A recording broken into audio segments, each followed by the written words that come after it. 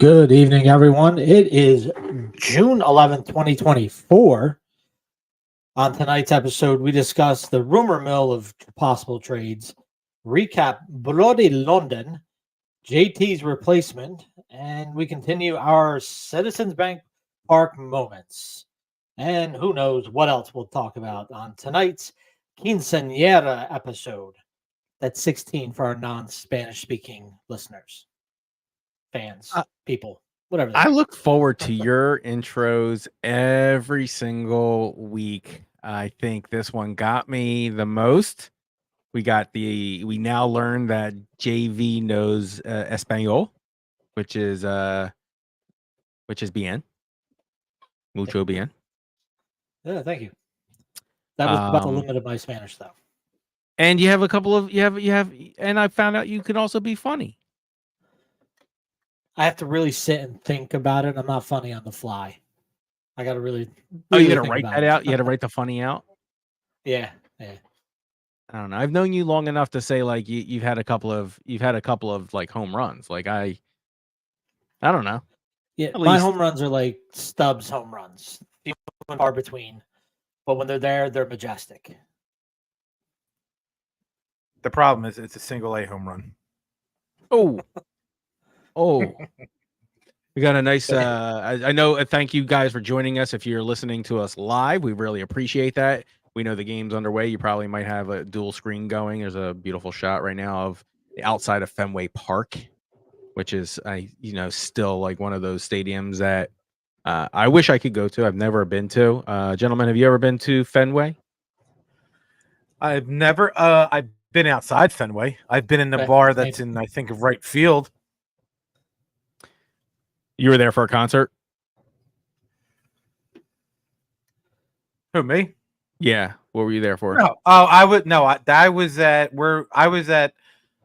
Gillette Stadium for a concert, and we visited downtown like before, like the next day we went around. So you caught outside, like like how like now down we have outside of Citizens Bank. It's nice. You have a couple of statues around there, but it's a little bit more historic up in Boston. I'm assuming around. Yeah. It's an older stadium. There's not much history yet to Citizens Bank. I know we got 20 years under our belt, but when you're talking about Fenway, it's a little different. Which is still the green monster, which is just still a sight to behold. I think in all of sports. Yeah. Oh yeah, that and the Ivy out in Chicago at Wrigley. Wrigley, those are which I've never seen before. I'm just saying we should go July 1st to the 3rd. Just saying. Yo, Phillies are well, I'm sorry. The Phillies are there July 2nd, 3rd, and 4th. I think. Yeah. And then I'm just saying. Well, opportunity. If they're opportunity playing knocks. If they're playing against, it's probably 2-game series because of interleague, right? There's not interleague. Not interleague. I'm sorry. There's 2-game here for interleague, right? Duh. We're playing Boston 2 games for interleague. And Orioles. I meant to say Orioles. Is Orioles 2 or 3 this year? I think everything's 3. Is it? Because I thought this is a 2-game we're doing right now in Boston. Oh, in Boston? Yeah, see, this is why. All right, so this is one of those arguments that I get into. No, Red Sox is 3. It's 3, right? But then I think there's other teams we're playing only 2. Yeah, sometimes it's 3 or 4. Yeah, there's nothing less than a 3-game series, other than London. That was the only. London was 2, and who do we have else coming up? Isn't actually in Elias, it's not considered a series. There's 2 games in London. They're not? Nope, because one was the home team, one was the away team. So it's not considered a series. It's considered a game. Exhibition? No, it's not considered an exhibition. They're real counted, but I know they count it, but like, how do you what do you count it as? Like, I've never known something to not be part of a series. It's just because it's the way it is. It's just a tour, It's just a game. Okay. Let's go. Let's go to London. Let's go. Hold on. We're going to ask the question about the schedule. The next 2-game not series is going to be in August 13th and 14th against the Marlins. Everything else is at least a 3-game, if not a Okay. 4-game Why is series. that a split? Is it just like scheduling and this is the way that team ended up?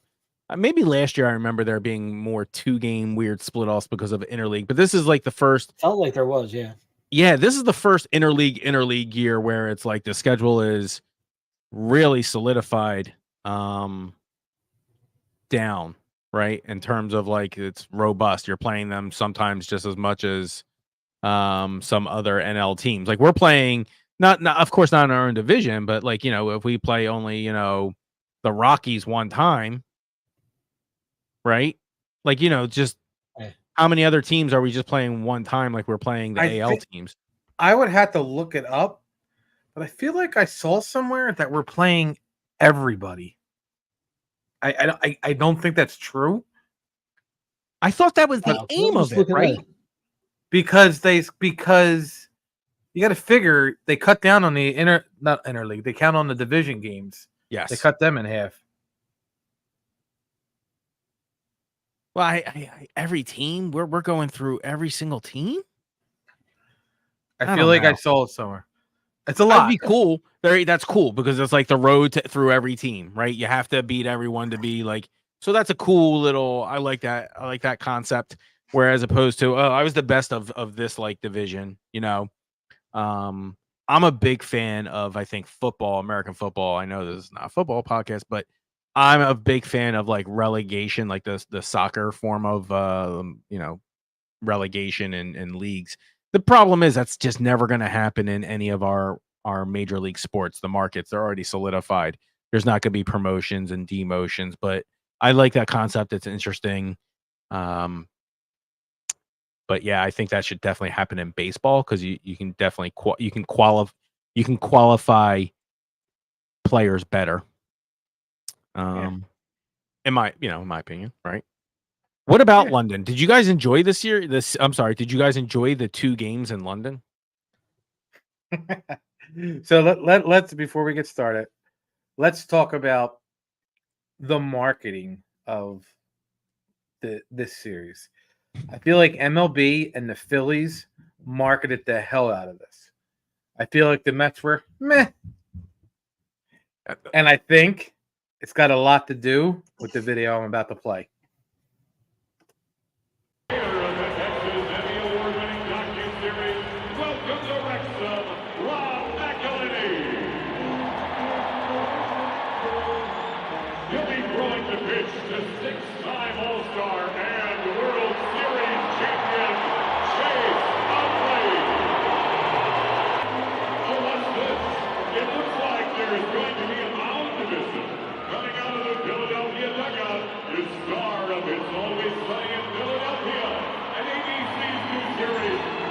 Genius marketing. And Chase Utley, man. Chase Utley. Woo! Perfect marketing.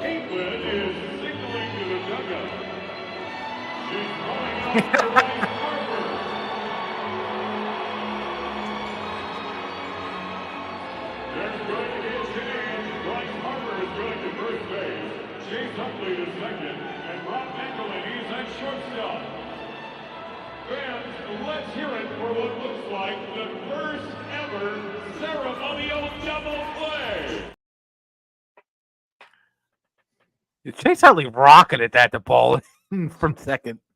Chase Utley fired that off, and I thought to myself, we don't have that much depth to our infield. You know? Yeah, I like did you hear the cheers when they said 08 World Series champion? Like again, I don't know if it was the Phillies or if it was Major League Baseball or it was a little bit of both, but I feel like they marketed it. And that's what baseball has been missing the last like 10 years with the marketing in baseball. I'm Like, gonna throw this out there. A little poorly though. I don't think the announcing was up to snuff. I think the actual telecast was meh. It was okay. I'm a big fan of what Apple does. Apple allows you to listen to the local radio station if you want to while you're playing, watching the game. So you don't have to listen to Apple's announcers, right? I think that's brilliant. It can definitely be done. I just think there's I saw shirts. I saw them marketing shirts with the Phillies and the Mets logos on them together. Yeah, I don't know what the hell that was. Yeah, major fail. What's his name? They've used players from 1993 from the Mets to promote their stuff. Haven't been relevant since 96. Have David Wright in there. I know he was there, but have him market it. He played with Utley. Christ, even have Dan Uggla there. Wright would have been beautiful because Wright's the same dude. I hate Wright. I hate Wright. But as a retired player, what do? You love him, right? Because he was your foe on the battlefield. But you guys are past that game already. Whatever. And there's a lot of respect there. That would have been great marketing. They showed Ryan Matson in the stands. I know they had the 08 team, the main 6 core who were going on the Wall of Fame, but they had Ryan Matson in the stands. The Phillies marketed this. They showed up to 100%, 110%. The announcing, like you said, maybe given the option, but ESPN isn't going to do that.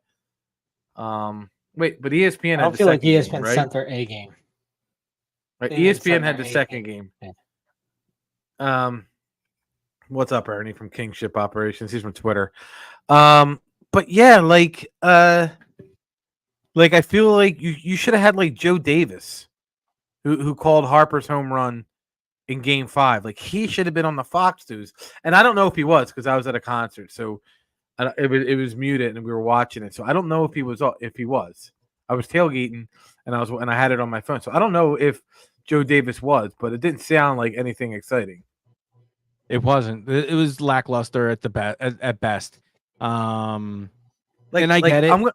It's a national game. It's hard to kind of call that from whatever that standpoint, but I think ESPN baseball announcers do just fine. But I don't know what this was. I'm gonna play this. I'm gonna play this clip. This is how the game ended, and I just didn't feel. Yep. It was an exciting call. I know what you're playing.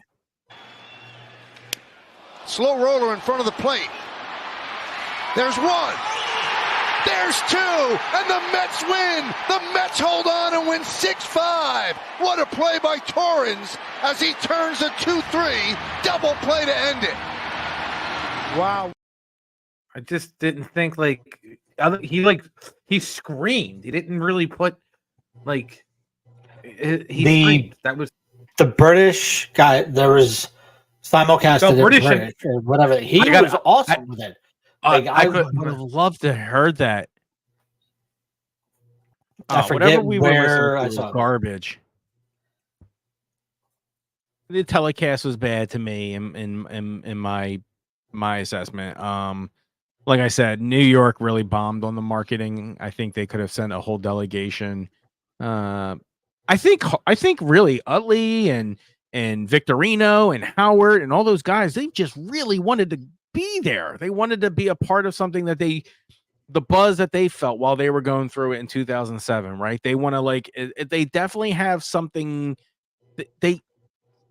Once you've already been a part of something like that, you know what it looks like, you know what it feels like, and I think those guys are showing up for the team. Maybe it's just a free trip to London for them. Who knows? Here, this call was phenomenal. Smashing. British call, the last out. With the pressure on his shoulders, and Castellanos back. Gonna get the double play to win the game. What an end! The shattered bat, the runner out at home plate, and the ball fired into the glove.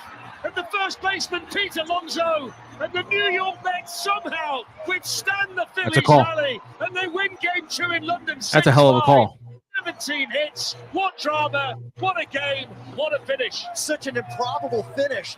That swing by Castellanos was what we call a swinging bunt. His bat explodes, The ball's just right out in front. They're able to get the runner at home and then get the double play. It's not a common traditional way to get it done, but for a team that's struggled late in the game, they'll take it. Josh, if this ball travels a meter Doing or color two, after the everybody's game. probably safe. It's probably game over. Yeah, this it's was remarkable. a game of inches right there. Yeah. Yeah, They if that literally bat doesn't explained blow it up- and broke it down. Yep. Yeah. They explained it and broke it down for the Londoners. I don't even know if that's a word, but the London Londoners. fans who may not.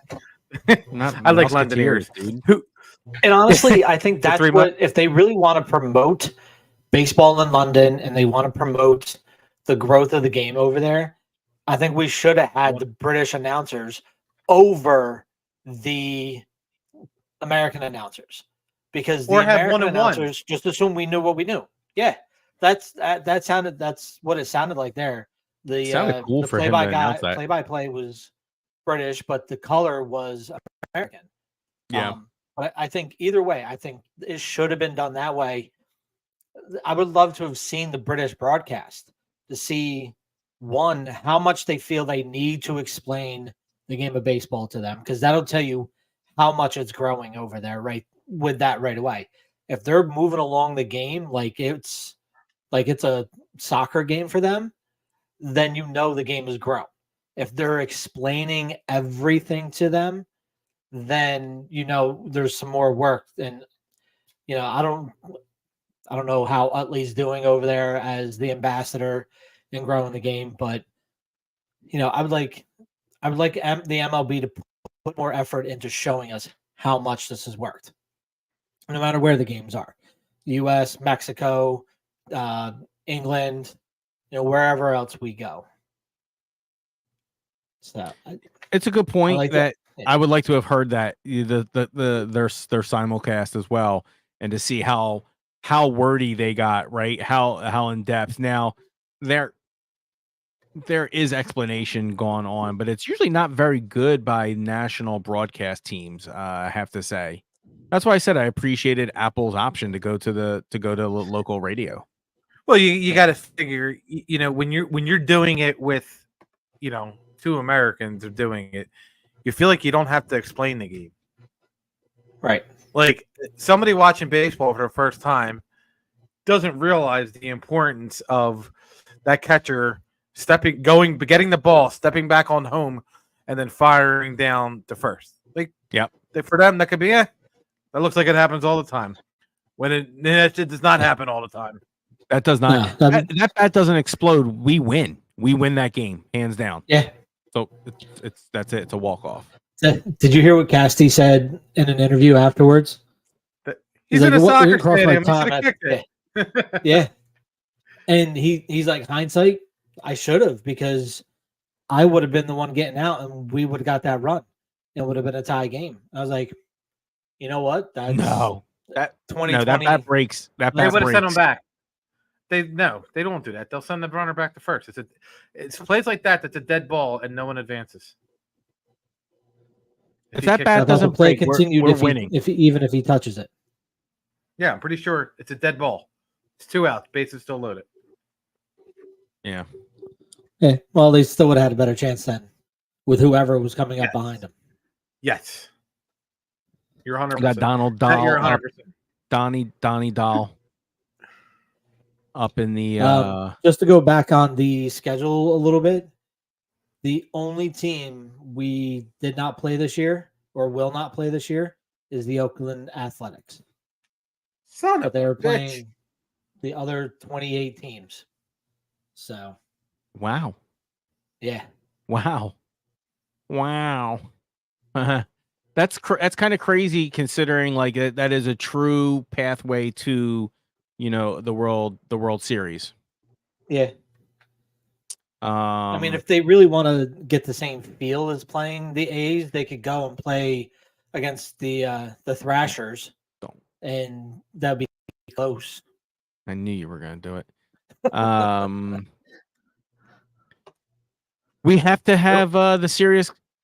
Oh wait, we might have a big brain thought here from Big Chris. What do you got? Well, real quick, 2 things. I was told that the Phillies couldn't beat a winning team, Mhm. and they shit all over the Braves. They shit all over the Brewers. They had more wins than the Brewers had runs, and Atlanta lost 4-0. I know a lot of people talk trash about the Phillies. They are not the underdogs. They are a stacked team. They were top 4 teams to be projected to win the World Series. They are not an underdog. If I would have to say anyone's an underdog, I would not have said the Cleveland Guardians were in it, right? No one never would. Who called that? No one called that. And so there's the Philly. This should not shock anyone, but yet there's video after video going, "Oh, the Phillies are really good." No, duh. Right.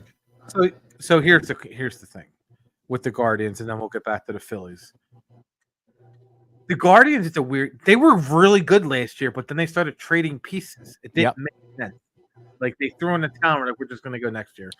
But the fact that if the Phillies hold on and win, the fact that they're going to be 26 games over 500 is ludicrous. It's absolutely ludicrous. I feel like there's a movie we're missing that's happening right now, and they're winning despite some grouchy owner. And there's a story that I'm sure will be a biographical. I don't. It shouldn't shock us because they were really good last year. Their pitching was delivering. Their pitching was tasty last year, right? Yeah. And so they did this weird they just won the World Series and they were doing like this weird sell-off by piece. Maybe it was smarter than maybe they were just becoming more lean, right? Before they went for depth. But they're looking great, dude.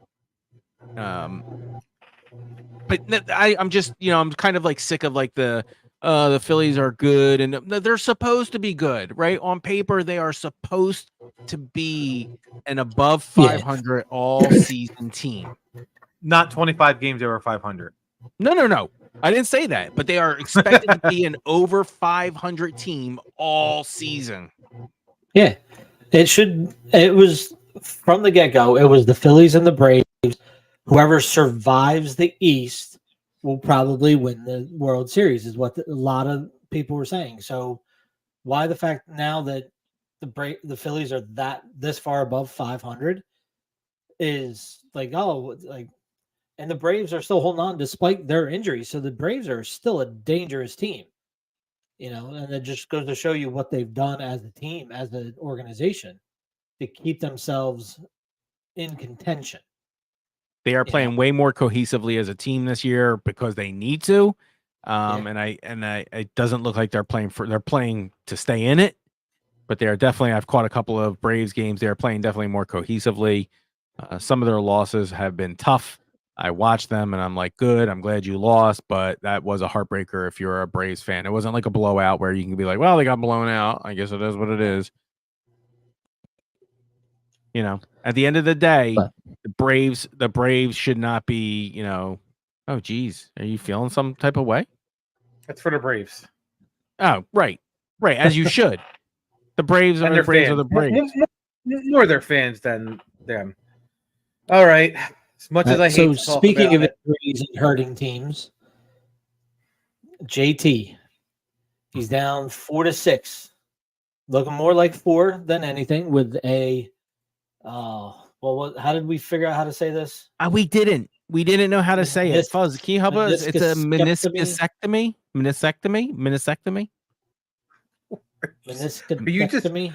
Are you just making up words? So we didn't know how to say it. If anyone's in there, in the comments, and you're listening to it, can you put in the pronunciation of what JT's? I guess. I mean, I know he has a torn meniscus, but meniscectomy.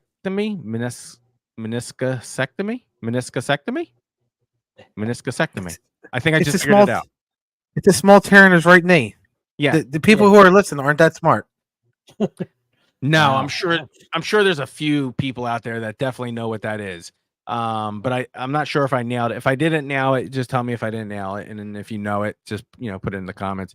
And if Fuzzy's right and you don't know either, you can say I don't know that either. Yeah, it's a bummer. So do you Do you guys believe that Marshawn and Stubbs is enough for the next 4 to 6 weeks? Listen, they haven't had Turner. They haven't had Marsh. Bring it on. Bring it on. Like, give me your best, God. As I say, do your worst. I don't know. Yeah, losing JT is a big part of losing that team. Big loss to that team. Now that I see that it's only expected to be a month, though, back right after the All-Star break, I'm still torn. Because I honestly, unless to see what Marshawn does in those 4 weeks, I don't have faith in Stubbs being the guy that he was last year. I haven't really seen it, that clutch guy, come out of him. So, if Marshawn isn't doing that well here in the bigs, then maybe you send him down and you go out and you get one of these guys that's having solid seasons in the majors right now. All right, so here's my thing. You get Trey Turner back. Supposedly Trey Turner's back in a week. And supposedly Brandon Marsh is back in a week. So my thing is this. Is Garrett Stubbs going to cost you games? I mean, let's be realistic. JT's been good. He had a 17-game hitting streak. Other than that, he hasn't really. He's had a couple good games defensively, but he hasn't been the JT. And it's finally showing what. Like now we know why. It's one of those injuries where, as a fan, you're gonna be like, Jesus Christ, I can't believe JT's hitting 240. This is crap. This is this. And then you hear at the end of the season, oh, he had a small tear in his meniscus and he played through the pain. He's a team player. Nah, bro, get that fixed. I hate that stuff.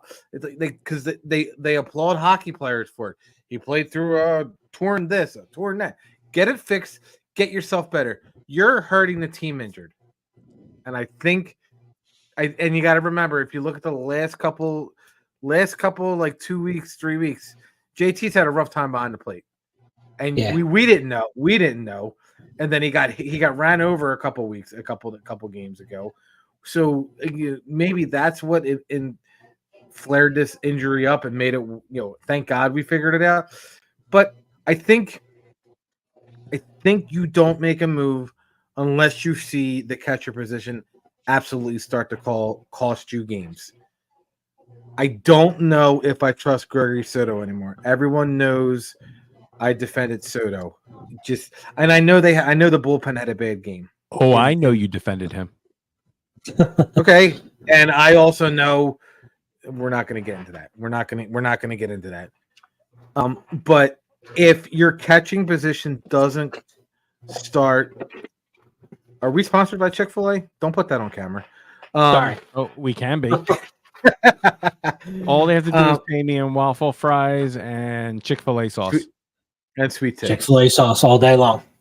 And sweet tea. Jesus. We just can't. We just can't do our shows on Sunday. Anyway, I think as long as the catcher position doesn't cost us games, Garrett Stubbs is a veteran. All the pitchers like him. He knows how to call a game. He hits a ball about as well as what's his name? The boxer reads a book. I can't think of his name. Why can't I think of his name? Don't know where you're going with this one, so I can't help you. Yeah, I can't help you. The boxer reads a book. Here you go. Mike Tyson? Garrett Stubbs hits a ball about as well as Floyd Mayweather reads a book. That's who it is. Gotcha. I didn't know where you were going with it. I thought you were. You didn't say. I heard box, and I didn't know boxing was a thing. Okay, fair enough. I got a little tongue tied there. Stubbsy is fine, right? He's okay. Marshawn, he's fine. He's okay. I'm with you. It's a month to 6 weeks. There are guys out there that will be available to us. if we want to. I think we were shooting it around earlier in the day. There are guys who are out there that are less than $10 million that the Phillies can easily pick up for as a loaner for the rest of the. Who do we say was a loaner? Would be a Diaz, right? He's a loaner from Diaz, or even Carson Kelly from the Tigers. He's on a 1 year, $3.5 million contract with the Tigers right now. Right. You get someone for rent. That's never a bad idea if you think for a second, but I'm kind of with Fuzz on this one. They're serviceable players, and they're holding down just a month. And unless they start costing you and you get a negative WAR out of them, I'm fine with it. Hear me out. Go ahead. In about 2 weeks, you leave Sosa playing shortstop. Trey Turner's your new catcher.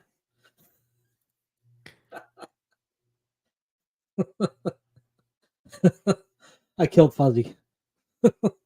Like, I don't know if you're doing a bit or if you mean it. And I'm not sure. I'm not even looking at you. I don't want to look at you. No, I don't want to look at you.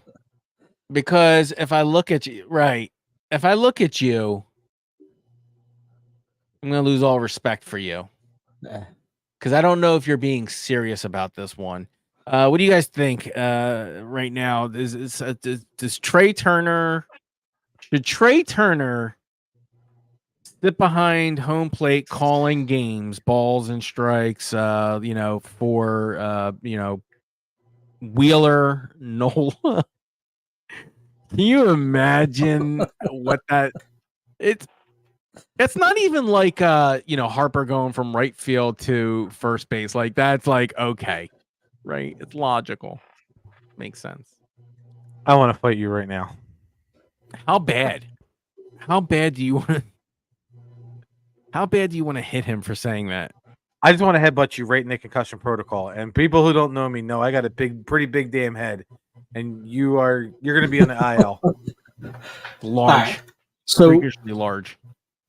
A lot more serious on this. So one of the players tied to the Phillies is outfielder Luis Roberts Jr. from the White Sox. They have a young catcher who's 25 that got traded to them, who becomes a free agent at the end of the season, and Corey Lee, who is hitting .245. If you're going after Luis Roberts Jr., and he has a pretty decent sized contract, I want to say around $15 million, do you go after a Corey Lee to even possibly be your backup of the future? If you're worried about this injury coming back to haunt JT down the road, do you go get a younger catcher, somebody that, maybe you move JT in the future, not right away. Maybe he becomes the new DH, becomes a right fielder, something easier on his knees, to keep his bat in the lineup, and you go get this young guy in some kind of package for it. And I mean, I know they have Marchand, but you got to see what happens with him. But maybe that's something you try to trade for too, in that same deal, if you're going to get an outfielder. Yeah, I mean, you have to either let go of Marchand, which you've invested a lot into, and get rid of Stubbsy, which most players on the team would murder you for doing that. He's like the team mascot. So, I kind of get, like, I understand why you would want to look at a catcher for the future. You're looking at JT's age, you're looking at the severity of the injury for his position. I agree with all of those. Okay, I'll be the first to say you're dead on. You should probably be thinking about a catcher. I don't think we should be acting on that whatsoever. I was just saying, if it becomes an option, if the White Sox are willing to put him out there. But he's only on loan, and then that's like you're talking about. Do we do this not right away? But you're talking about this season because he's only on loan. Right. So it is right away. It's this season. The season's almost halfway over. I mean, Yeah, know? but you would bring him in with the thought of signing him to a little bit longer, maybe even sign him to a league contract to keep him around. I'm not ready to commit that far. I personally am not ready to commit to the catcher position right now, especially since we have Marshawn back from, IL, and we have kind of like an opportunity. This is actually an opportunity to see if what you're saying is true.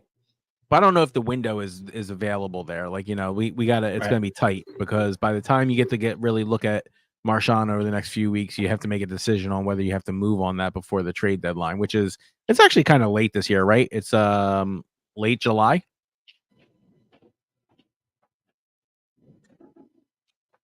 I Let think. me find Can out. I just ask what is the love for Lewis Roberts? It's July 30th. July 30th. Right. So it's late, right? It's later. No, So, I yeah. don't love Lewis Roberts. I don't think he's a good move, but that's just one of the insiders, like Passan, I think it was, tied him to the Phillies as a possible outfield replacement. I'm not possible outfield trade. Who's he replacing? The guy who's batting 211? He's batting 192. He's got half the games in. I think he's been injured a lot this year. Okay, so we want a guy who's been injured? Listen, I'm just saying Or what is out there. I don't. Is that what it is? Like, to be a Philly, you have to get injured? Pretty much, yeah. I mean, come on. I got Ranger Suarez getting smacked in the hand. I got 2 strained hamstrings, a torn meniscus, and whatever's wrong with Lewis Robert. No, give me Jazz Chisholm. Sorry. You're still on the Chisholm train, huh? Choo choo. Can we trade back to Anaheim and get Logan O'Hoppe back? Do you need I don't think a that's DeLorean, right? No, I don't want a DeLorean. I just want to trade back for him. Listen, we'll give you Nick Castellanos. No, I'm just no. No, I just That'd be a good I trade. just I just think if you're gonna trade your prospects and it's gonna be Lewis Robert, Yeah. I think Dave Dombrowski's not gonna do that. He's gonna go after the kid from Oakland, the closer who throws 173 miles an hour. So I don't think he's interested in. So if he was interested in anything, I think he would want to do a little bit of depth on the outfield, right? And maybe decide on actually having a closer. So the Phillies are 46-20. They're 26 games over 500. They have a 10-game lead. If that 10-game lead turns to 5 or less in 2 weeks because of the play of a catcher, then you got to go make a play for a catcher. That's good math. Yeah, that's really good math right there. That's where it is, because if you lose a 5-game lead, that's huge, because as quick as that 5 games is, it's now 1. It's just, and like I said, listen, the Red Sox committed 2 errors tonight. That's the fortune of being a really good team. While those are 2 unearned runs, good teams find a way to win. You cannot make a mistake against the Phillies, and you gotta hope with the loss of JT that Stubbs can pick it up. Stubbs has to bat 230. That's all he has to do. That's all he has to do, and play decent defense. That's all he has. He does not need to light the world on fire like the Pink song. He does not need to light the world on fire. Just bat 230, have a decent game plan with your pitchers, and you'll be fine. Him and JT have a good handle on the pitching staff. That's all you need. He did that tonight. He got you your minimum. He beat your minimum tonight, which is nice, right? He's definitely, I know. And again, I need to rewind and go back to the episodes. when I don't know it was one of yous or both of yous when you were concerned about the bullpen and you were talking ish on Strom, whose now ERA is .67. Never said anything about Strom. Never. Run the tape. Strom wasn't the one. It was Lies. the others that were killed. Lies. Not on Strom. Not on Strom. I will find it and I will. Yeah, go for Ru- it, please. I will Please. rue the day. Go for it, and then just put it in a video like you normally do, so you can just put it on reverse and rewind, like loop it. I really don't care. Even if you get me saying it, I don't care. I don't recall ever shitting on Strom. I just don't. Like, I'll eat crow if I need to. One of the nice things about not being wrong is, like, you know, I said Castellanos would come around and be fine, and here we are. He's doing fine, right? Is it officially June because June 11th because Schwarber hit his first home run? I don't know. Like, He hit 2 home runs over, and they were combined over 900 feet. That's ridiculous. That's ridiculous. I think he'll start hitting once he starts feeling the little sweat and perspiration. You know, he's a DH guy, so he's got to really kind of get used to, like, you know, not being consistently out there and just, you know, he'll be fine too. But I don't recall ever crapping on Strom. Soto, yes. Are you printing up something? Me? No, my wife decided to run the washer in the middle of the podcast. Oh, boom, boom, boom, boom, boom, boom, boom. It Yeah. sounds like a Daft like- Punk beat. Sounds like I'm those old serious. dot matrix. Yeah, my printers like, are what? across the room. I was like, well, your speakers are working magic or microphones because that shit is picking it up. I'm like, what are they making? Yeah, no, not me. No, and I would eat crow if I talk trash on them. So if you have the receipts, play them for me. I'm not looking for it. I'm not going out of my way to be like, yo, remember that time? Like, I'm going to tell you I never said it. I could be wrong. You might have the receipts. I'm not worried. If it was for one game because he really only had one big game. Yeah, I don't think But he I even sucks. said. I think I even said I'm not worried about Strom. I said I was worried about Soto.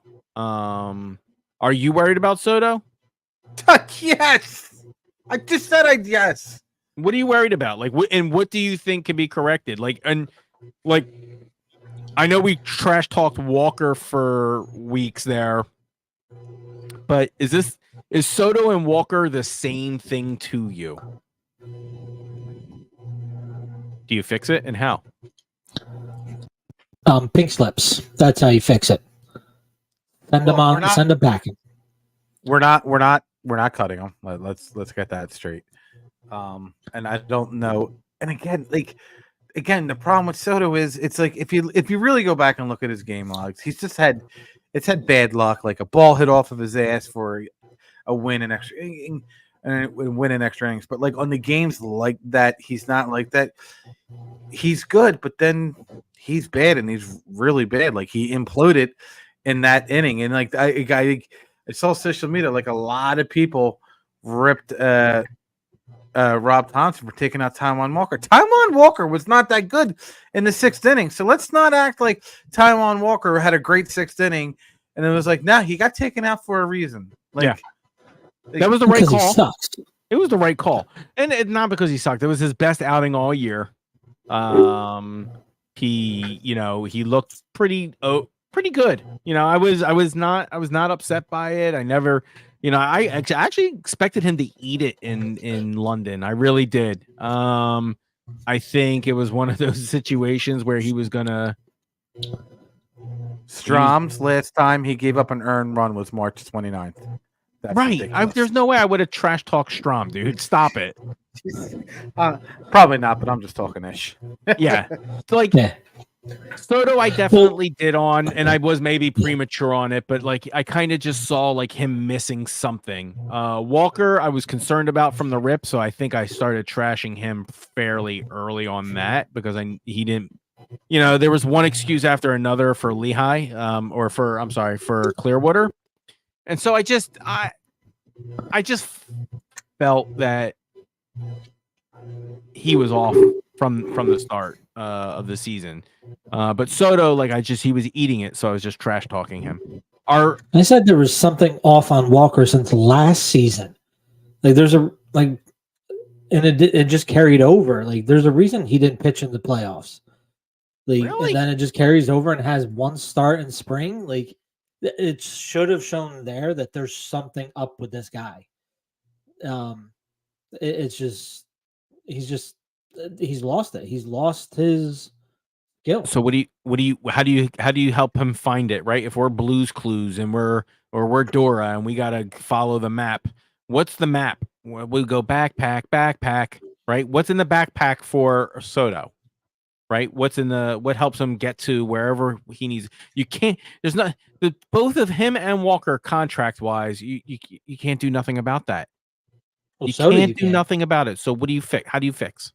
Soto's got $5 million for this year, and then he hits arbitration next year. But Walker's the bigger problem with his contract. You're almost Is he in 18? order to really, he's 18, I think it was, Yeah.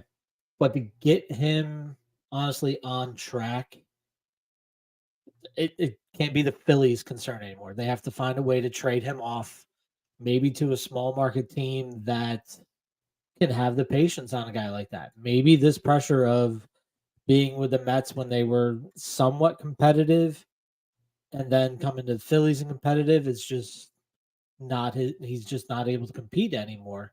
And he's got to get maybe it's his head. He's got to go to these small market teams and just kind of reset himself. You go to the Pirates, to the Twins, or something like that, and just kind of rebuild. Here you go. This is what I'm doing.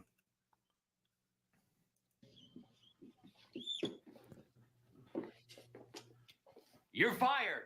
And in case your ears are fucked, get the fuck out.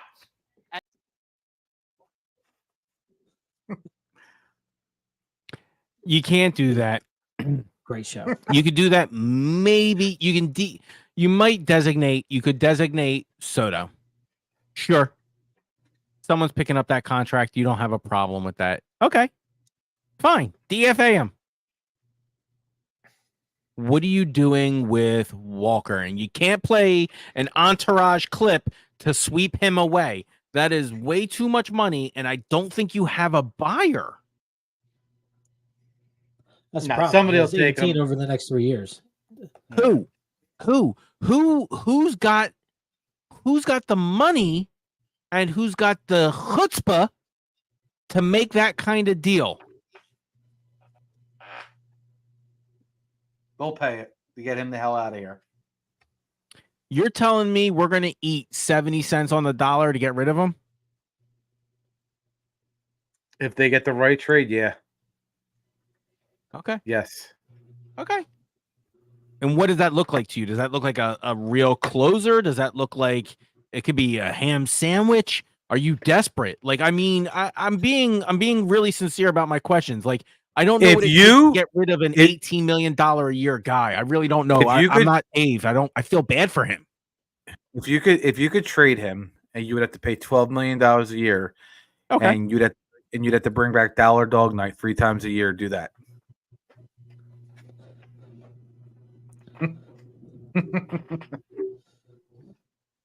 Because I don't even know if I want him shooting cannons. The cat, like they had him and the Fanatic. I don't know. He'd probably hit the outside corner. You know, there's something to say for the ability for Dave Dombrowski to put together a team. The next thing is for him to say he has the ability to also know when to cut losses. So that He's got Kenny Rogers. I don't think he has it personally. It's a huge move. I don't see this happening the way we all foresee it. I see them just writing it out and then maybe working something over the off season. Restructure. If you restructure them, you're going to do one of those. What's that thing that Shohei got? Deferment. That's it. Yep. You're going to defer the rest of his defer it. contract.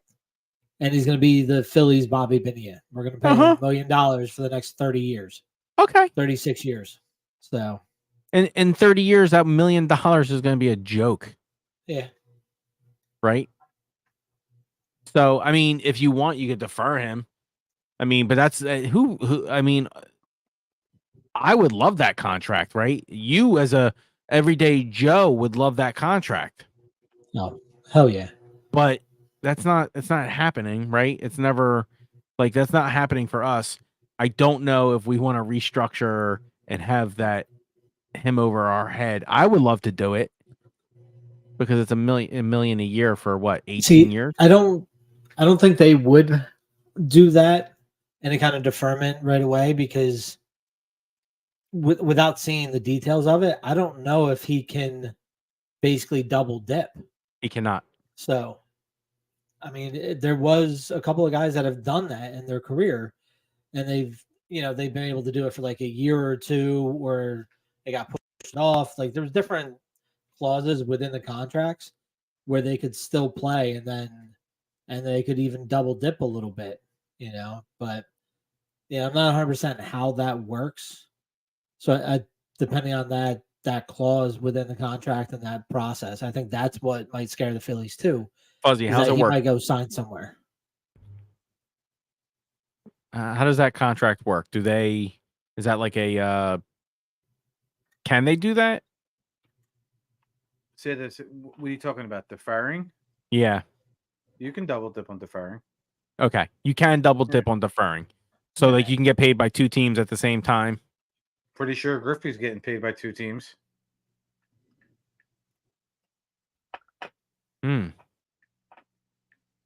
Well, isn't he considered a retired player though? He's still getting deferred money from the Reds. Oh, Reds. Yeah, you're right. Yeah. And yeah. somebody else. It's Seattle, right? It sucks. The White Sox. Right. Yep. The last year he'll get paid by the White Sox. He'll get $4 million, just short of $4 million from the White Sox. And that's a deferment, right? Yep.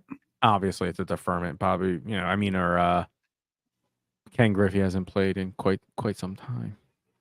At one point, he was like the third highest player on the Reds in 2023. He hasn't played baseball. So, $3 million. So that $3 million was that what highest player? Like the third or fourth. That's crazy. So that means the Reds aren't spending anything. And the last time he played, you had one kid. I had two. Right. Right. So wild. Right. And so you look at a guy like Ken Griffey Jr. who's getting deferred double dip. So yeah, we can move him on. I don't know if we really want to do that. Right. And I'm almost certain I agree with Fuzzy. There's a team out there. There's a team desperate enough to take a guy who has it. And if we say we'll pay 40 cents on the dollar, I'm even good with that because it gets him. It kind of gets him out of the question, right? You don't even have to let. I don't even want him to be an option to Rob. That's all. Yeah. There's nothing wrong with me saying that. I don't want him to be an option for Rob. And as long as he's there, he'll still go to him. Yeah. Will he? Until the playoffs, and then he won't play him. It doesn't matter. I don't want to see him. Yeah. I'd rather see this. I'd rather see that jersey. Jesus, that was wrinkled. You need some wrinkle releaser there. This is how I feel every time Taijuan Walker gets a start. Oh, geez, that was a rough night. Rough night. Rough night.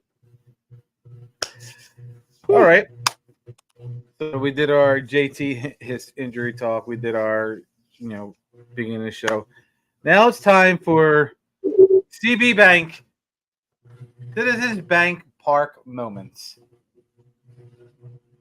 So I'm gonna start. We'll start with Keith. Keith is a little bit longer than everyone's. Do you want to go into it, or you just want me to play it? Do you think it needs any supposition? Do you think it needs like kind of like a setup, or do you think we just want to kind of roll these out? This was a cool night. Do you remember? Do you remember this night? I do. I do. And, I remember it. And his 3 home and the stuff that was done was off a pretty good pair. So here we go. Howard's homers are here to cheer on their man. Ryan with 49 of them to lead the major leagues, 129 RBIs to lead the major leagues in that category. Well hit. Is that 5-0? It is out of here. 50th home run of the year for Ryan Howard. Harry Callis, baby. Is tied at 1 as a big guy. There's number 5. There you go. Take off the shirt. Continues his torrid pace. Now, I hope this youngin is ready to have a few more shirts that night. Well, could this be another one? Could this That was be? a hanger. It is way out It of is. here. Into the Braves bullpen, number 51 for Ryan 51. Howard, and the Phillies lead it 5-1. He has just tied Ralph Kiner for most homers in a sophomore season with 51. No doubt about it. Wow. I can't believe Hudson would give him anything to hit. That's just a veteran pitcher. I mean, sometimes you want to say, I'm not giving in. I'm gonna go after him. I'm gonna challenge him. Not a smart idea right now. What an unbelievable season Ryan Howard is having. Well, the youngster brought a 50 jersey. I don't think he brought a 51 Yeah, jersey. he's got it. Does he? Oh, yeah. I wonder how many T-shirts he's got there. Oh, my. Did he get enough? He sure did. That's 3 for Ryan Howard. Number 52. For Change Tim the Hudson. number out in right field. This is unbelievable. It's the greatest show on earth right here.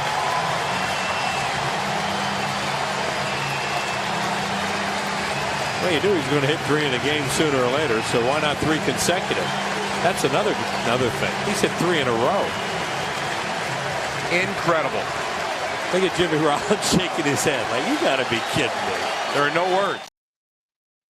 Wow. Jimmy Rollins shaking his head is just awesome. Wow. So it was a 3-peat home run. That was September 6th, 2006. He went on to win the NL MVP for that year. Most home runs for the NL that year. I think he was just on it was second year in the league. Is that correct? Yeah. Yeah, he was just on a tear. And it was nice. It was just nice to see that. I remember that game vividly. I was like, "Oh, you kidding me? Another one!" And it was a hell of a way to thump on the Braves. So that's my moment. I just don't. And I think people really forget how good Ryan Howard was. I gotta say, right, one of well, my we'll go to- favorite things about playing some of these videos and these clips is hearing Harry's voice again. Yes. Yeah, it's that, and every night when I watch Jeopardy, I still wait for Johnny to say Alex Trebek, but that unfortunately that'll never happen. Too soon. All right.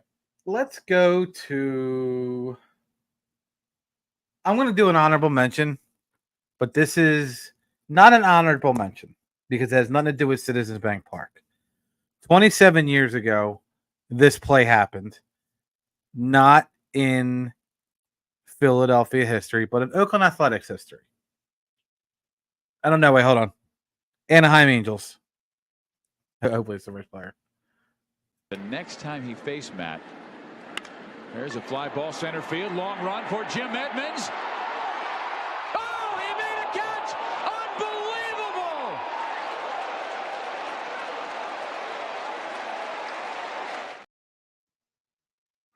Unbelievable! That's a wild catch.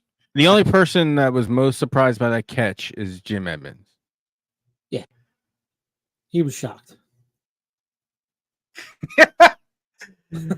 All right. So we're gonna go with this one for JV. I was at this game, so Was I? no intro. I don't think so. I think you went Okay. to the next night. The 2-1 is hit well into left. How about Blanton going deep?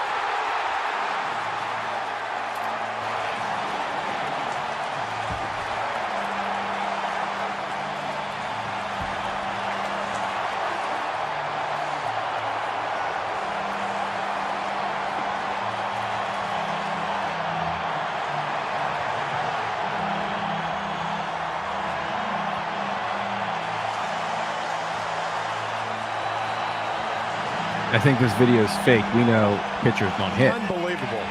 We have to go back to 1974. True story. Kenny Holtzman, the last pitcher to hit a home run. Blanton is now the 15th. I did go the next night. First at bat as a Philly, he had a hit, and his last at bat as a Philly, he's had a Look hit. at that. Worth, Utley, what a team. Woo! Yeah. And what people forget, I mean, everybody remembers that home run, and it was a big deal because of World Series. But he also threw 6 innings. He had 7 strikeouts and gave up only 2 runs.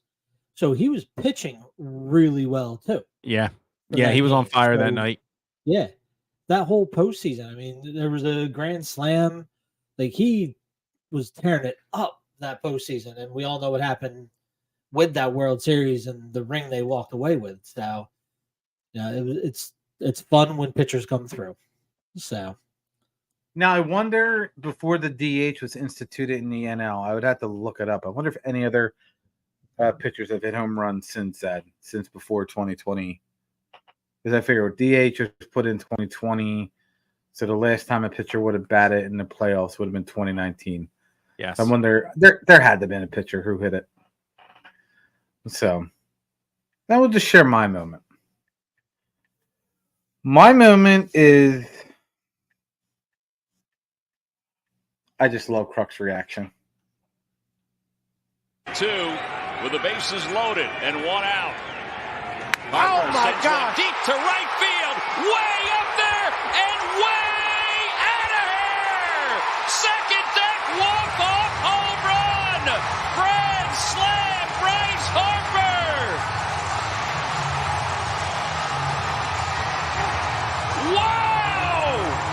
The Phillies have come from behind to win it 7-5.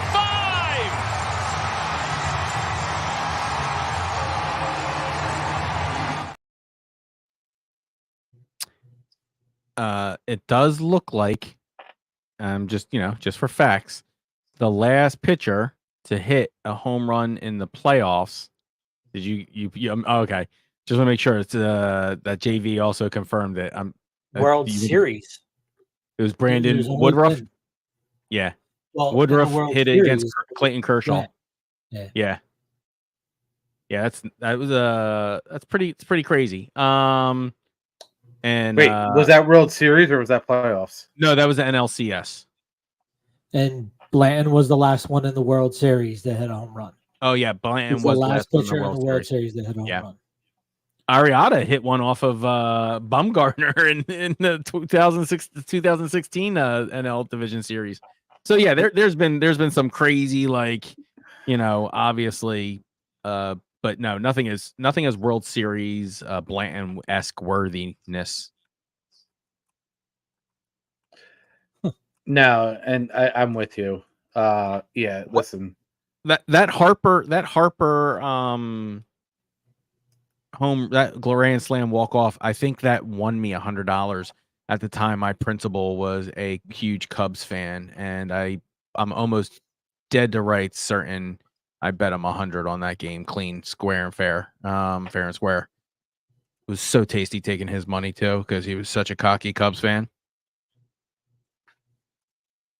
We should go and have some, Piss some Cubs fans And off. did you hear that there's been actually a scandal in the sports world? There was a disqualification of a major player from one of the major competitions. It's sad. Did you hear when about money this gets scandal? involved. Yeah. Yeah, Joey It's crazy. Chestnuts banned from the competition for hot dog, right? Yes. Yeah, banned. Yeah. And, it's because he's gone pro, right? It's technically he's gone pro. He's been Oh, sponsored. it's worse because than he's been- that. It's not just that he went pro. He went vegan. Oh, did he? Well, at least by sponsorship he did. Well, no. I think that's just a bit. I think Joey Chestnuts is still eating the meat, but he's eating just less of it now. And I'm gonna vouch for the Impossible burger. It's pretty tasty. I'm sorry. I hate to say it. It's not bad. All right. I'm gonna read off some names before we end the show. Okay. Ryan Sandberg, Yep. Alfonso Soriano, Reggie Sanders. You guys remember Reggie Sanders? Yeah. Craig Fast, Biggio, large one, Yep. Vinny Castillo, Okay. Carl Crawford, From Atlanta, Tampa Bay. Tampa Bay, right? Yeah. Kirk Gibson, Okay. I'm What do gonna all throw these names have anything to do with each other? They're so random. So you ready? Yeah. Madison Bumgarner has more career Grand Slams than all those players. He's got 6. They all got 4 or less. I was looking up the Grand Slams when you brought up the pitcher Grand Slam. Are you for real? Wow. I'm for real. Madison Bumgarner has 6 career Grand Slams. And it's so funny, like he's also given up home runs to pitchers, right? He's given up a ton. Oh yeah. I think his Right, ERA right. last year was like 32.9. Yeah, it was a family pack to the park price. It's okay. Like there's just guys that I think, will never hit that major achievement, right? Do you know how hard it is to hit a grand slam in baseball? It's the statistical anomaly to get bases loaded and then to come to plate and then to get a home run on top of that, right? So to get a home run and you're telling me a pitcher who only went once every 6-7 days has 6 career grand slams? What is the statistical anomaly of that happening?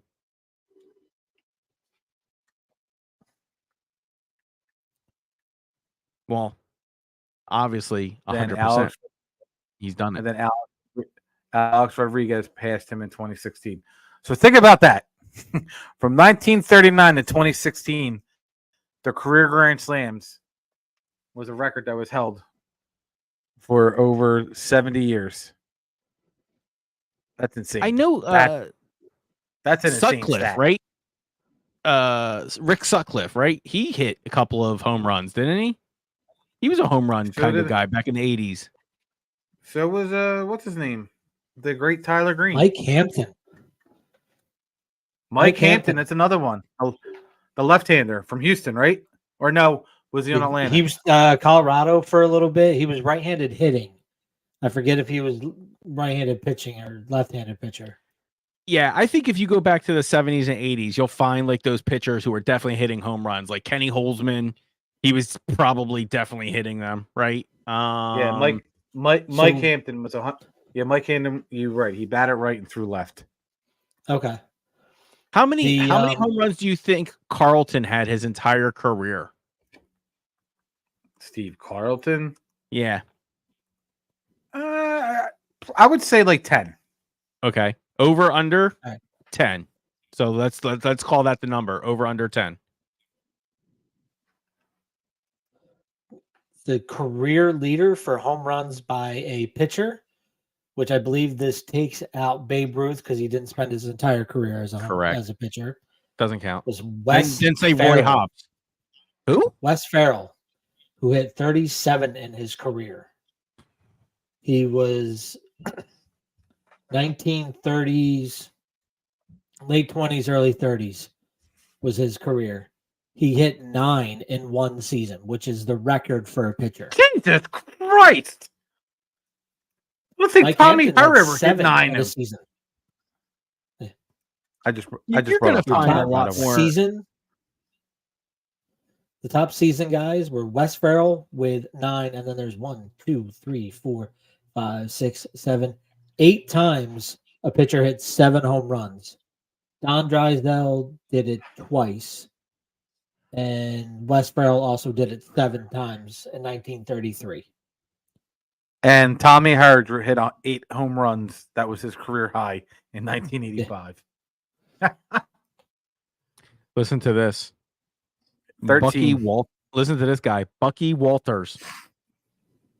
1940 World Series Game 6.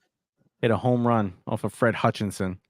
Walters delivered a 5-hit shutout and a solo home run in the Reds' 4-0 win, setting up a Game 7 win the next day to clinch the World Series title for Cincinnati. That's insane. It was the only homer in the entire World Series that year. Get out of here. I'm telling you, I just decided to look up the dumbest pitcher facts, and that was the one I found was Bucky Walters. First of all, I love these guys, these olden guys named Rosie Ryan, right? Jim Bagby. Wait a minute. Hold on.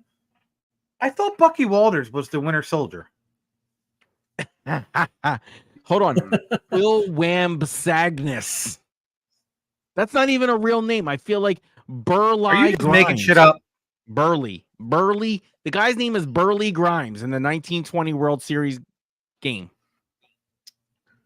Well, boys, it's been very enjoyable this evening. You just started babbling names. You just made shit up. I don't care what anyone says. Duke Maas. That's a real one. You better know that. Red Ruffing. That's a Yank. Maas. Wow. Well, boys, like I said, it's always been an honor. It's always been a distinguished. We're on for the same time next week. Everyone's good for that. Yes, sir. And I see no reason why not to be. If you like it, I love it. And